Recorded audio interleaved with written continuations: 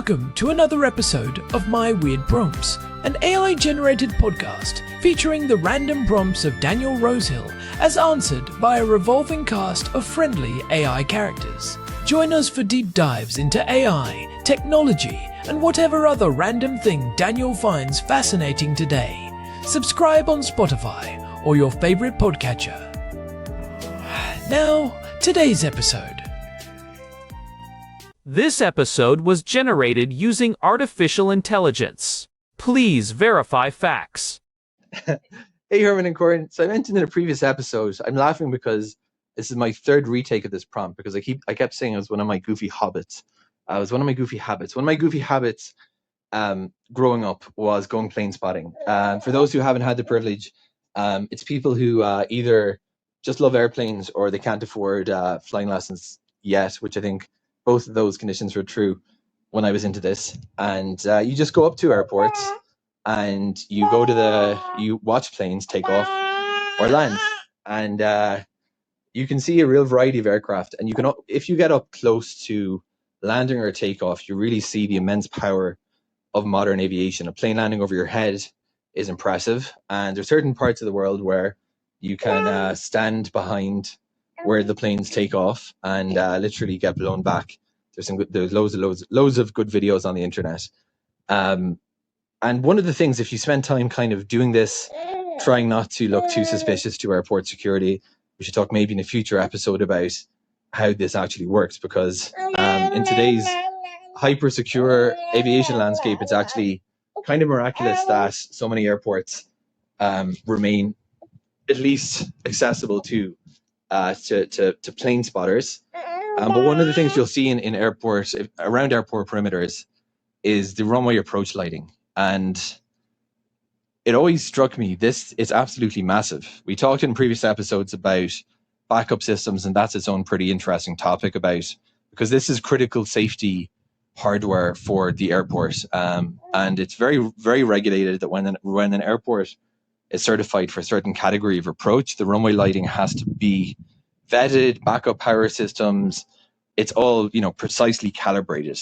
But on the ground, these approach systems I'm thinking back to Cork Airport. The lights are big, about 2 meters tall. They're arranged in these kind of horizontal rows, but they can go on for a few hundred meters. And they're often just put where, when we talk about airports and airports getting planning permissions, this is the infrastructure that is actually kind of interesting, at least to me, because it ends up wherever you have a runway, to either side of that runway, if it's a modern airport, you have to put these huge, gigantic arrays of approach lights. And in Cork Airport, we were always fascinated by one particular house. We could never figure out if someone lived there or not, but they had literally the approach lighting in their back garden. And a lot of the land around Cork Airport is agricultural. So beneath that, you had just a huge farm field and literally herds of cows grazing in a field with all these lights individually cordoned off. In places where the approach comes in over the sea, like Kennedy Airport in New York, there's no choice but to build the approach lighting system out into the sea. So they construct literally piers in order to set up the approach lighting. So I always wondered, Herman and Corn, this is really the kind of infrastructure most people probably never think twice about. But for every major runway that gets paved and developed, it's not only the runway that needs to be set up, it's these gigantic arrays of lights that have to be so reliable that they never fail, so bright that they can be visible to an aircraft from high up in the sky and from miles and miles away. And someone has to put them in, check that they work. And how does that work exactly? I mean, if you live near an airport, and I think a lot of people in that situation either like it or it doesn't bother them, but then the airport says, hey, we just put up a new runway, we're going to need to install a few lights in your back garden. And you kind of picture a few solar lights or something, and then next thing you know, they're putting up these gigantic arrays of steel. Herman and Corn, we're going to add some photos for this episode onto the website because they're actually very impressive structures. But how does that work? Who maintains them? Who puts them up? And what's that like if you literally live around a major international airport? Does the airport at least pay for blackout curtains or something? Because these things take brightness to a whole new level. Herman and Corn, let's talk about the lighthouses of the airport, the huge systems of approach lighting that need to be put up to ensure safe airfield operations at nighttime, and how they work. You know, Herman, I was looking out the window last night at the city lights, and it made me think of that audio clip Daniel sent us. Our housemate has been on a bit of an aviation kick lately, and he brought up something that I think most people only see for about 10 seconds from a tiny airplane window, if they see it at all. He called them the lighthouses of the airport. Oh, I know exactly what he is talking about. Herman Poppleberry here, and I have been waiting for someone to ask about approach lighting systems. It is one of those classic examples of hidden in plain sight infrastructure. You see them when you are landing. Those long rows of glowing bars and flashing white lights that seem to lead you right onto the tarmac, but the engineering behind them is actually incredible. It really is. Daniel mentioned growing up as a plane spotter, watching these massive systems that can be 2 meters tall and stretch for hundreds of meters. He was particularly curious about how they work, who manages them, and honestly, what it is like to actually live next to them. I mean, imagine having a high-intensity strobe light in your backyard every time a Boeing 747 comes in for a landing at 3 in the morning. That is the reality for a lot of people near major hubs. But before we get into the neighborhood drama, we should probably talk about why they exist in the first place. You know, we touched on airport infrastructure way back in episode 80 when we talked about why smart homes are not built like airports, and we did a deep dive into networking at JFK International in episode 186. But the lighting, that is a whole different beast. It is not just about being bright, it is about information. Right, because when a pilot is coming in, especially in low visibility, they are transitioning from flying purely by instruments to flying by what they can see. That transition is the most critical part of the flight. Exactly. It is called the visual segment. Even with all the modern GPS and instrument landing systems we have today, for most landings, the pilot still needs to see the runway environment to actually touch down. The approach lighting system, or ALS, is the bridge between the digital world of the cockpit instruments and the physical world of the pavement. So, let us break down the hardware. Daniel mentioned these can be huge. When you see them at the end of a runway, they are not just light bulbs on sticks. What are we actually looking at? Well, it depends on the category of the runway. If you are at a major international airport, you are likely looking at an ALS F-2. That stands for Approach Lighting System with Sequenced Flashing Lights High Intensity Category 2. This system is a forest of lights. It starts almost 3,000 feet from the runway threshold. Think about that, Corn. That is over half a mile of lights before you even reach the start of the runway. Half a mile? And they are arranged in a very specific pattern, right? It is not just a straight line. No, it is a very precise geometry. A full ALS F-2 has 247 steady burning lights and 15 sequenced flashers. You have the centerline lights, which are white. Then you have these crossbars. The big one is the 1,000-foot bar. When a pilot sees that, they know exactly how much distance they have left. Then, as you get closer to the runway, you start seeing red side row lights. Those are a huge warning sign. If you see red, you are getting very close to the ground and you better be lined up. And then there is the rabbit. Daniel mentioned the power of these systems, and I think the sequence flashers are what people notice most. It looks like a ball of light sprinting toward the runway. I love the rabbit. Technically, those are the sequenced flashers. They fire one after another, starting from the furthest light and moving toward the runway twice every second. It is a psychological trick, really. In heavy fog or rain, your brain might struggle to identify a static light, but it is very good at tracking motion. That moving flash points your eyes exactly where they need to go. It says, hey, the runway is this way. It is fascinating because even with all the technology in the cockpit, we still rely on these basic human evolutionary traits, like tracking movement in the dark. But let us talk about the intensity. Daniel asked about the brightness, and I have read that these lights can be adjusted based on the weather. Oh, they have to be.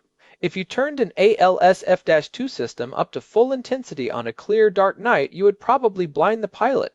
It would be like staring into a supernova. These systems usually have 5 different brightness settings or steps. On a clear night, they might be on step 1 or 2. But when the fog rolls in and the visibility drops to less than half a mile, they crank it up to step 5. We are talking about 20,000 candelas of light per bulb. And that brings up the question of power. In episode 112, we talked about industrial strength reliability and why airports do not use consumer-grade smart bulbs. I imagine the power requirements for a half-mile of high-intensity lights are significant. They are massive, and more importantly, they are redundant. Every major airport has a dedicated vault for lighting power. They use constant current regulators rather than constant voltage. In an airport lighting circuit, they keep the current at exactly 6.6 amps across the whole loop. This ensures that every single bulb in that half-mile stretch has the exact same brightness. If one bulb burns out, the rest stay at the perfect intensity. That is a great detail. It prevents a situation where the lights near the power source are blinding and the ones at the end are dim. But what happens if the grid goes down? That is where the backup systems come in. These systems are required to have secondary power, usually massive diesel generators, that can kick in within seconds. For Category 2 and 3 runways, the switchover has to be almost instantaneous. You cannot have a pilot on a 3-mile final approach in a fog bank suddenly lose their visual reference. So, we have this massive, powerful, half-mile-long system. Now, let us address the part of Daniel's prompt that really intrigued me, the geography of it. These things do not care what is in their way. If the runway ends and there is a neighborhood or an ocean, the lights keep going. This is where the engineering gets really wild. If you look at an airport like JFK in New York, which we discussed in episode 186, some of those runways point right out into Jamaica Bay. You cannot just float the lights. You have to build massive piers. These are heavy-duty wooden or steel structures that extend hundreds of feet into the water, just to hold a few rows of lights at the exact correct elevation. And they have to be at the exact elevation of the runway, right? They cannot just follow the slope of the land.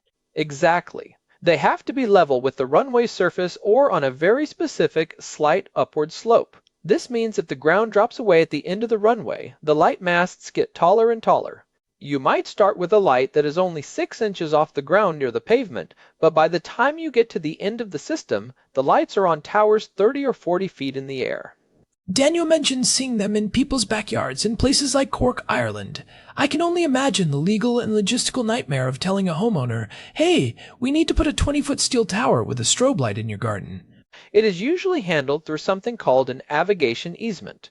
The airport or the government essentially buys the right to use the airspace over your property and the right to install and maintain those structures. In some cases, they just buy the houses and tear them down to create a clear zone.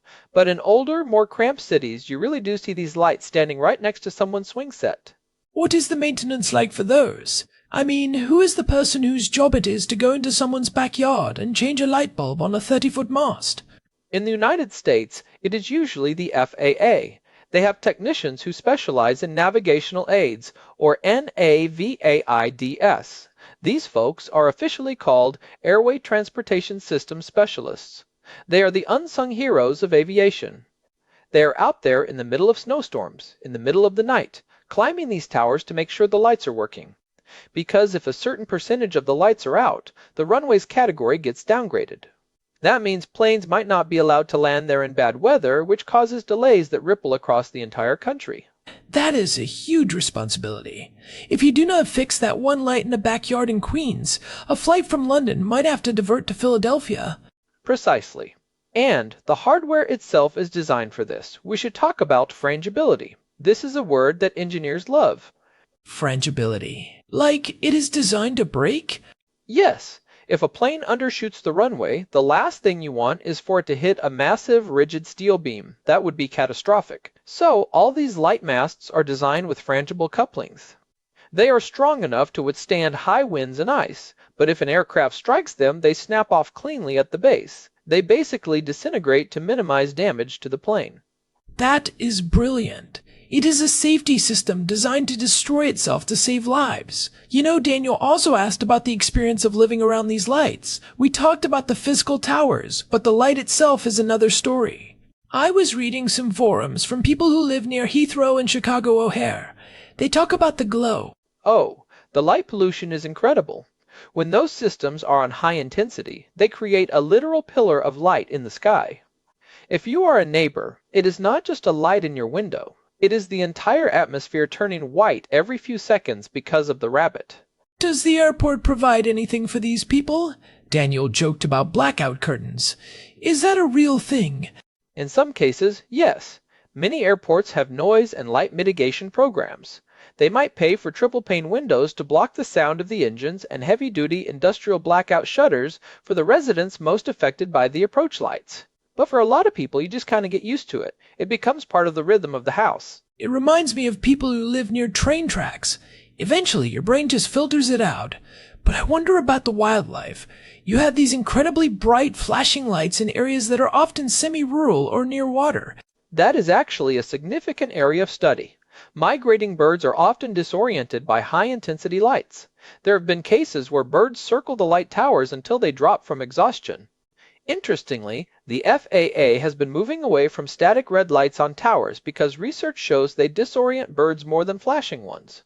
Modern systems are also trying to use different wavelengths or shielding the light, so it only shines upward toward the pilots, not out toward the surrounding environment. It is interesting that we are still using these big, hot, incandescent or halogen bulbs in many places. With everything moving to LED, is the airport lighting world changing too? It is, but it is slower than you might think. We talked about this a bit in episode 112, the idea that industrial systems value proven reliability over the latest tech, but LEDs are finally taking over. They last much longer, which is great because it means fewer trips into people's backyards or out onto those piers to change bulbs, and they use a fraction of the power. But there is a catch with LEDs, right? I remember you telling me something about heat. You have a great memory, Corn. Yes, the old halogen bulbs got very hot. In a snowstorm, that heat was actually a feature because it melted the snow and ice off the lens of the light. LEDs stay cool. So, engineers had to actually add heating elements back into the LED light fixtures just to melt the snow. They call these Arctic kits. It is one of those funny circular problems in engineering. We saved energy on the light, so now we have to spend energy on a heater. That is classic. You solve one problem and create another. I want to go back to the pilot's perspective for a second. We talked about how these lights help them find the runway, but there is also the PAPI, right? PAPI. Daniel didn't mention it by name, but it is part of that lighthouse system. Oh, the Precision Approach Path Indicator. Those are my favorite. If you've ever looked at the side of a runway and seen 4 lights that are either red or white, that is the PAPI. Right, and there is a little rhyme for it, isn't there? Yeah, pilots say, white on white, check your height, red on white, you are all right, red on red, you are dead. Well, that is a bit morbid, but I guess it gets the point across. It is effective. Basically, if you see 2 white lights and 2 red lights, you are on the perfect 3-degree glide path to the runway. If you see 4 whites, you are too high. If you see 4 reds, you are dangerously low. It is a purely optical system. There are no moving parts, no electronics involved in the signaling. It is just lenses and filters. As you change your angle relative to the light, the color you see changes. It is so simple, yet so critical. It is like a visual docking system for a giant metal tube moving at 150 miles per hour. And you know, Herman, I think we have covered the what and the how, but I am still stuck on the who. We mentioned the FAA, but on a global scale, this is all standardized by ICAO, the International Civil Aviation Organization. Right. That is why an airport in Jerusalem looks remarkably similar to an airport in New York or Tokyo or Cork. These standards are universal. The spacing of the bars, the color of the lights, the frequency of the flashes, it is a global language. A pilot from any country can land at any international airport because they all speak the same visual language of lights. It is one of the few things the whole world actually agrees on. Gravity and the need to not hit the ground too hard are universal constants. Pretty much. And for the plane spotters like Daniel, those lights are part of the magic. There is nothing quite like standing under the approach path at night when the rabbit is running and a heavy jet passes just a few hundred feet over your head. You can feel the air vibrating, you can see the vortexes in the fog created by the wingtips, and those lights are illuminating the whole thing like a stage play. It really is a performance. Before we head out, Herman, I have to ask about something I read. Can pilots actually turn these lights on themselves? Yes, it is called pilot-controlled lighting. At smaller airports without a 24-hour tower, a pilot can click their microphone button on the radio frequency. 3 clicks for low intensity, 5 for medium, and 7 for high. You could be flying over a dark field, click your mic 7 times, and the whole runway lights up like a Christmas tree. It saves a ton of energy because the lights only run when someone is actually there to use them. That sounds like magic. Well, Herman, I think we have given Daniel a pretty deep look into his lighthouses of the airport. It is a lot more than just some bright bulbs. It is a massive, coordinated global effort of engineering, law, and maintenance. It really is. And hey, if any of our listeners live near a major approach path and have some stories about the glow or the rabbit in their backyard, we would love to hear about it. Definitely. You can get in touch with us through the contact form at myweirdprompts.com. And while you are there, you can search our archive of over 400 episodes. We have covered everything from industrial lighting to the deep networking of JFK. Yeah, and if you are enjoying these deep dives into the weird infrastructure of our world, we would really appreciate it if you could leave us a review on Spotify or whatever podcast app you are using. It actually makes a huge difference in helping other curious people find the show. It really does. Thanks to Daniel for sending in this prompt. It was a fun one to dig into. This has been My Weird Prompts. Thanks for listening.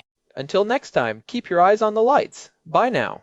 Take care. This episode was generated using Gemini Flash 3. Text-to-speech engine was Chatterbox Turbo. Thanks for listening to another episode of My Weird Prompts, an AI-generated podcast featuring Daniel Rosehill's AI prompts as answered by a revolving cast of friendly AI characters including me, Cornelius the Sloth. Subscribe on Spotify or visit myweirdprompts.com.